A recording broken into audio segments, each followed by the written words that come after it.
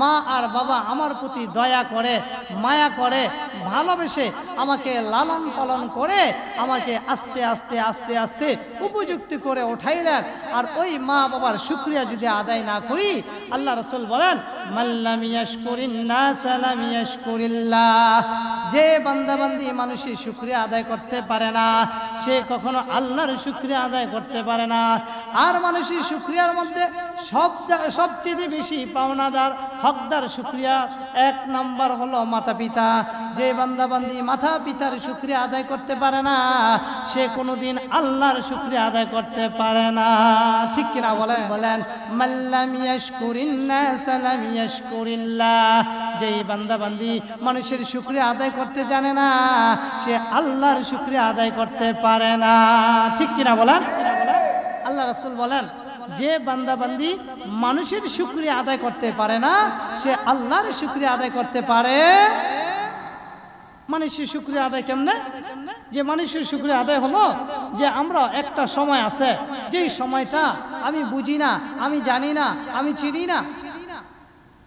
যখন দুনিয়ার মধ্যে আসলাম আমি নিজে খাইতে পারি না, আমি প্রস্রাব করতে পারি না, আমি পায়খানা করতে পারি না, আমি নাড়াচাড়া করতে পারি না, সব কিছু করে দেন মানুষ।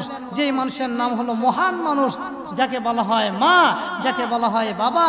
এই ছোট্ট অবস্থায় মা আর বাবা আমার প্রতি দয়া করে, মায়া করে, ভালোবেসে আমাকে লালন পালন করে আমাকে আস্তে আস্তে আস্তে আস্তে উপযুক্ত করে উঠাইলেন।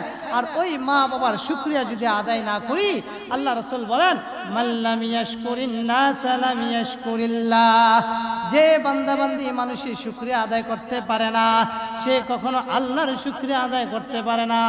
আর মানুষের শুকরিয়ার মধ্যে সবচেয়ে বেশি পাওনাদার হকদার শুকরিয়া এক নাম্বার হলো মাতা পিতা। যে বান্দাবান্দি মাতা পিতার শুকরিয়া আদায় করতে পারে না সে কোনোদিন আল্লাহর শুকরিয়া আদায় করতে পারে না। ঠিক কিনা বলেন? যে মাতা পিতা জন্মের পর থেকে আমাকে বালেঘর আগ পর্যন্ত কি না কষ্ট, কি না পরিশ্রম করেছেন। শুধু তাই না, আমি যখন একদিন উপযুক্ত হইলাম, উপযুক্ত হওয়ার পরে এলাকার প্রতিবেশীদেরকে নিয়ে বসলাম যে হে প্রতিবেশীরা, আমাকে মহব্বত করেছ, দেখো আমার মা বাবা আমাকে কত সুন্দর করে যত্ন করে আমাকে এই পর্যন্ত পৌঁছাই দিয়েছে। এখন তো আমাদের দেশে অনেক চেয়ার আছে, আমাকে তোমরা একটু মহব্বত করে ভালোবেসে একটা চেয়ারে বসায় দাও না। আমাদের দেশে অনেক চেয়ার আছে, একটা চেয়ারের মধ্যে বসায় দাও না, যেই চেয়ারে বসলে সম্মান বাড়ে, ইজ্জত বাড়ে, কদর বাড়ে। দেশের মানুষ চিন্তা করলো, আরে ছেলেটা তো অনেক ভালো, উচ্চ পর্যায়ে শিক্ষায় শিক্ষিত, সুন্দর, আমাদের সাথে ভালো আচরণ করে, রাস্তাঘাটে দেখলে সালাম কালাম করে, ব্যবহার করে, সব কিছু করে। হ্যাঁ, ছেলেটাকে একটা চেয়ারে বসা দরকার, একটা চেয়ারে বসানো দরকার। যেই চেয়ারটা আমরা রাষ্ট্রীয়ভাবে বলে থাকি যে সম্মানিত একটা চেয়ার, এই চেয়ারে তাকে আসন করা দরকার। তখন ওই যুবকের কথা শুনে জনগণ, এলাকার মানুষ, প্রতিবেশী ভালোবেসে মহব্বত করে, কেউ তার জন্য দোয়া করে, কেউ তার জন্য পরিশ্রম করে, কেউ তার জন্য মেহনত করে।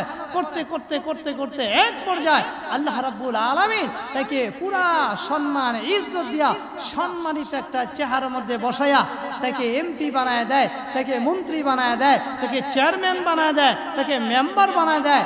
এই এলাকার মানুষ তাকে ভালোবেসে মহব্বত করে এরকম ভাবে তাকে সম্মানিত একটা চেয়ারে বসাইলো। বসানোর পরে সে তো মানুষের আর এরকম ভাবে শুকরিয়া আদায় করে না। এই জন্য আল্লাহ রাসূল বলেন মাল্লাম ইয়াশকুরিন নাস লাম ইয়াশকুরিল্লাহ, যে বান্দা বান্দি মানুষের শুকরিয়া আদায় করতে পারে না সে কখনো আল্লাহর শুকরিয়া আদায় করতে পারে না। দেখবেন এলাকার মানুষগুলো যাদেরকে সম্মান দিয়া চেয়ারের মধ্যে বসায়, বসানোর পর এলাকার মানুষগুলো সে বলিয়া যায়, এলাকার মানুষদেরকে সালাম দিতে জানে না, এলাকার মানুষের সাথে ভালো ব্যবহার করতে জানে না, এলাকার মানুষকে ইজ্জত সম্মান দিতে জানে না। সে মনে করে এই চেয়ারে আমাকে কেউ বসায় নাই, আমি নিজেই টাকার জোরে বসেছি। বলে নাউজুবিল্লাহ। যে চেয়ারটার মধ্যে আমি তো নিজেই বসেছি, আমার টাকার ভার আছে, টাকার বিনিময়ে আমি বসেছি, কোনো ব্যক্তি তো আমাকে চেয়ারের মধ্যে বসায় নাই। আল্লাহ রাব্বুল আলামিন বলেন, ও দুনিয়ার বান্দা বান্দিরা, না কোনো ব্যক্তি নিজে নিজেই চেয়ারে বসতে পারে না।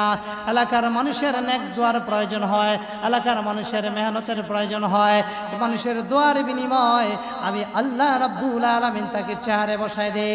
এই চেয়ারে বসার পরে যখন সে মানুষের শুকরিয়া আদায় করে না, অর্থাৎ মানুষের সাথে ভালো ব্যবহার করে না, মানুষের সুখ দুঃখ সে শুনতে চায় না, সে সময় পায় না, এরকম করতে করতে করতে করতে 5টা বছর যখন কেটে যায়, আল্লাহ রাব্বুল আলামিন এরকমভাবে ওই মানুষের দিলের ভিতরে এমন একটা বিষয় ঢুকাইয়া দেয়, যেই ব্যক্তি আমাদের পিছনে সময় দিতে পারে না, আমরাও তার পিছনে সময় দিতে পারি না। আল্লাহ রাসূল বলেন, মান লাম ইয়াশকুরিন নাস লাম ইয়াশকুরিল্লাহ। যে ব্যক্তি বান্দার এরকম ভাবে শুকরিয়া আদায় করতে পারে না, সে আল্লাহর শুকরিয়া আদায় করতে পারে না।